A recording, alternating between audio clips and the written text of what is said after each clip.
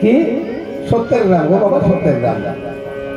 70 গ্রাম মানে 70 গ্রাম মানে এই বেটা বোঝে না, এই গ্রামে সবাই সত্য কথা বলে। সবাই যদি সত্য কথা বলে তাহলে 70 গ্রাম অবশ্যই হবে। আমি আবার চলে যাচ্ছি, যেতে যেতে যেতে যেতে যেতে দেখছি একটা চাপা কলে এক বুড়িমা জল নিচ্ছে। ও মা, ওই গোপালপুর যাবো এই রাস্তা দিয়ে, মানে ওইখানে দুটো রাস্তা ভাগ হয়েছে, এদিকে একটা ওদিকে একটা, ডানে একটা বামে একটা। ও মা, এই ডানের রাস্তাটা ধরবো না বামের রাস্তাটা ধরবো গোপালপুর যেতে? ওই যে গোপালপুরের রাস্তা হচ্ছে বাম দিকে চলে যাও, বাম দিকে গিয়ে ডান দিকে ঘুরে সোজা একটা রাস্তা আছে, ওই রাস্তা থেকে একটা ছোট্ট একটা ব্রিজ পার হয়ে গোপালপুর। তো বেশ, তাহলে ওই গোপালপুর সামনে এই গ্রামটার নাম কি? হ্যাঁ, এই গ্রামটার নাম হচ্ছে 70 গ্রাম। ও বাবা, ওই বুড়ো বাবাটাও বললো 70 গ্রাম, এই বুড়ো মাটা বলছে 70 গ্রাম। হ্যাঁ গো মা, এই গ্রামের নাম কি? 70 গ্রাম। বলছে হ্যাঁ 70 গ্রাম। মানে বলছে সবাই সত্য কথা বলে, তাই ভারী মুশকিল। 70 গ্রাম সবাই সত্য কথা বলে। আমার মাথাটা ঘুরতে লাগলো বন্ধন করে। আবার গ্রামটা বেরিয়ে যেতে, হ্যাঁ, ওই শেষ প্রান্তে দেখছি বেশ একটা বাবাজি, বেশ তিলক তুলসীওয়ালা শিখি, বেশ ছোট্ট কাপড় পরে আছে, হ্যাঁ, কপিল যাকে বলে, মালা যাচ্ছে। বলছি বাবা, এই গ্রামটা তো পেরিয়ে এলাম। প্রথমে একজন বাবা বললো এই গ্রামের নাম 70 গ্রাম। মাঝপথে একটা মা জল নিচ্ছে, জিজ্ঞাসা করলাম, এ বলছে এই গ্রামের নাম হচ্ছে 70 গ্রাম। বাবা তুমি আবার কি বলছো? বাবা এই গ্রামটার নাম কি গো? বলছে 70 গ্রাম। এই গ্রামটা 70 গ্রাম। 70 গ্রাম মানে হ্যাঁ, এখানে সবাই সত্য কথা বলে দেয়। আমি আর গোপালপুর গেলাম, আমি এদেরকে বললাম এই ঘুরতো গাড়িটা ঘুরিয়ে এসে ওই মাঝখানে গ্রামের মধ্যে, মানে বিকেল হয়ে গিয়েছে, অনেক ওরা বেশ ইয়াং ছেলে বসে আছে। বললাম তোমাদের এখানে ভালো বা মন্দ কিছু হলে পরে বিচার বিবেচনা যারা করে তারা কারা? বলছে আমরা করে, কিছু কিছু মাথা মুরব্বী থাকে, বয়স্ক লোক থাকে। ডাকো তো, কি হলো? বলছে ডাকো না, সবাই মিথ্যা কথা বলে যাচ্ছে। আমি এখান থেকে এক জায়গা যাবো, একটা গ্রাম, হ্যাঁ, এই গ্রামের নাম 70 গ্রাম। সবাই বলছে, ওই প্রথমে বললো, মাঝে বললো, শেষে এক বাবাজি বললো 70 গ্রাম কি করে হয়? এই গ্রামে আমি বিচার না করে আমি কিন্তু যাবো না। সবাই মিথ্যা কথা বলছে, কথাটা সব মিথ্যা। এবারে ভালো মানুষই হচ্ছে, বিচারালয়ে সবাই মাথা মুরব্বী এসছে। এবারে প্রথম যে মুরব্বীটা বসে আছে, হ্যাঁ, তো তাকে বলছে বাবা 70 গ্রাম তুমি বললে। মাটাকে জিজ্ঞাসা করছে, বলছে মা তুমি 70 গ্রাম বললে। ওই বাবাজি যে বড় একটা বারান্দায় বসেছিল, বিরাট একটা পাকা বাড়ি, তাকে জিজ্ঞাসা করছে তুমি তো 70 গ্রাম বললে। বলে বেশ, তাহলে এখানে 70 গ্রাম কি করে প্রমাণ হয় জিজ্ঞাসা করবো। এইবারে ওই বাবাজিকে, প্রথমে ওই বুড়ো বাবাটাকে জিজ্ঞাসা করলো, বাবা 70 গ্রাম যা তুমি বললে, তো বলো তোমার বয়স কত? বলো এই বয়সে তুমি মিথ্যা কথা বলবে না। তো বলছে আমার বয়স অনেক হয়ে গেল। কত? আমার বয়স অনেক হয়ে গেল। আরে কত বলো না? 32 বছর। 32 বছর হয়ে গেল। আর ওই বুড়ো বাবাটার বয়স না হলে হবে 82 বছর। কি 70 গ্রাম বললে? আমি এখানে প্রমাণ করতে গেলাম যে 70 গ্রাম কেমন করে হলো। তুমি বলছো তোমার বয়স তো প্রায় 80-র উপরে হবে, আর তুমি বলছো 32 বছর বয়স। এটা মিথ্যা কথা। ওই মহা যে গুণীমানি আছে ওনাদেরকে বলছে, দেখুন আপনাদের গ্রামে মিথ্যা কথা বলছে, তাহলে এটা 70 গ্রাম নয়। ওই মাসিটাকে জিজ্ঞাসা করলো, বলছে মাসি তুমি কিনা বললে এই গ্রামটা 70 গ্রাম, হ্যাঁ, 70 গ্রাম কি করে হয়? তা বললো দেখো, আমি 70 গ্রাম বলেছি কি কারণে জানো? আমাদের গ্রামে সবাই সত্যি কথা বলে। বলছে হ্যাঁ, তাহলে তুমি সত্যি কথা বলছো? বলছে হ্যাঁ। তুমি বিধবা না সধবা? ওই বুড়িমাটা কিন্তু সিঁড়িতে সিঁদুর ছিল না, হ্যাঁ, হাতে শাঁখাও ছিল না। সে বলছে আমি সধবা। এটা কি সত্যি কথা? সিঁড়িতে সিঁদুর নাই, হাতে শাঁখা নাই, তাহলে সধবা কি করে? দেখুন গুণীমানিগণ, এই মাটা বলছে আমি সধবা। এই মাটা সিঁড়িতে সিঁদুর নাই, এই স্বামী মারা গিয়েছে, কি করে সধবা হয়? ওই বৈষ্ণবটাকে জিজ্ঞাসা করে, বড় একটা টাকা বাড়ির দুয়ারে বসেছিল, বৈষ্ণবটা মালা ধরছিল।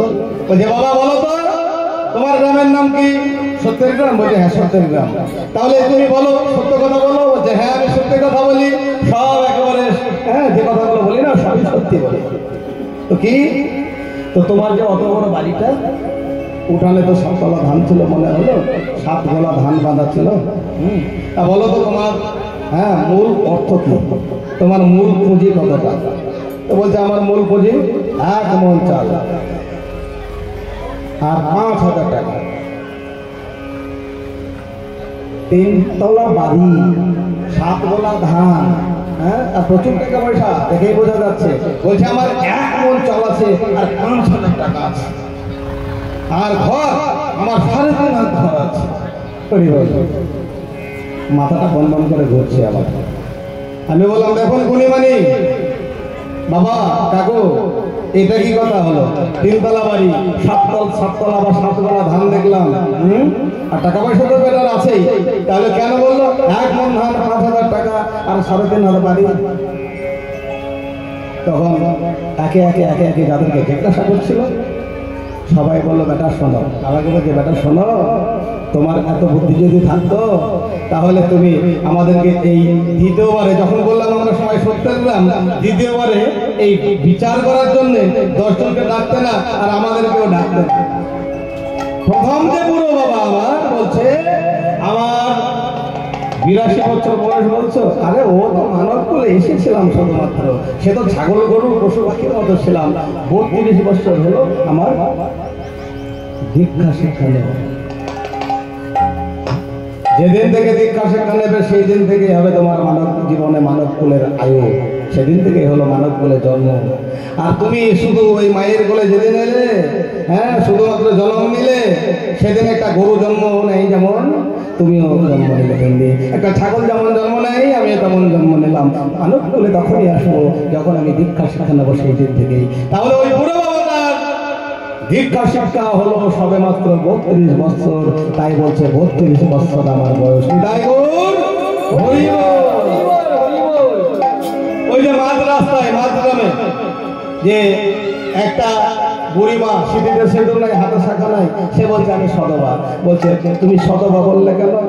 বলছে বেটা পাগলা চল, আমি সদবা হবো না, আমি জগৎপতি আমার কাছে আছে, আমি জগৎপতিকে ভুজি।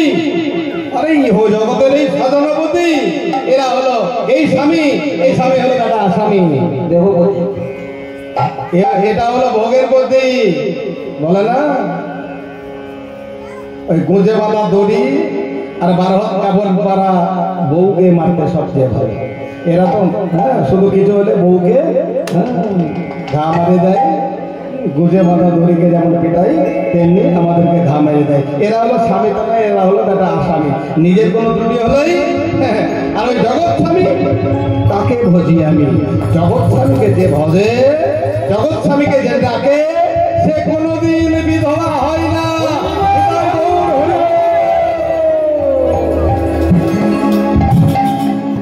ওই শেষ প্রান্তে যে বাবাজিটা দাওয়াই বসে, বড় একটা 3 তলা বাড়ির বারান্দায় বসে হ্যাঁ মালা ধরছিল, তাকে বলছে বাবা তুমি এমন কথা বললে কেন? বলে হ্যাঁ তুমি যদি অত সব বুঝবে, হ্যাঁ তাহলে ফের আবার এই বিচারালয়ে সবাইকে ডাকতে না বিচার করার জন্য, তুমি বোঝো না, তুমি বাচ্চা আছো।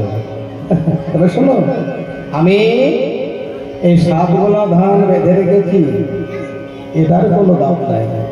আমি যদি চলে যাব, আমি যেদিন চলে যাব বাঁশের দোলায় হরিবল হরিবল বলতে বলতে 7 গোলা ধান, 1 গোলা ধান যদি খরচ করে ভোজ করতে হয়, আমার বেটা বৌমা নাতিপুতির মাথায় বাজ পড়ে যাবে। এই 7 গোলা ধানের কোনো দাম নাই। তবে হ্যাঁ দাম আছে ওইটাই, আমি গতকাল এই যে যজ্ঞ হয়েছিল এই গ্রামে, এই গ্রামের যজ্ঞে আমি 1 মণ চাল দান করেছিলাম নরনারায়ণ সেবার জন্যে, আর 5,000 টাকা দিয়েছিলাম প্যান্ডেল কীর্তনিয়া নরনারায়ণ সেবা মাইক অনেক কিছু করতে হবে তো খরচা আছে, এই 5,000 টাকা দিয়েছিলাম। আর